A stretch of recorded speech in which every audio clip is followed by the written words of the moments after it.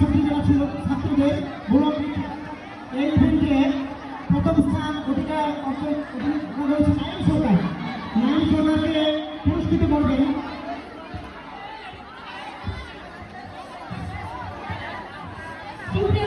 আমরা এখন বহিরাগত মহিলা সতীদের সাথে কেউ নিতে চায় না করে এই ইভেন্টের উপর পুরস্কার দিব। প্রথম স্থান শিউলি সরকারকে পুরস্কার তুলে দেবেন জনাব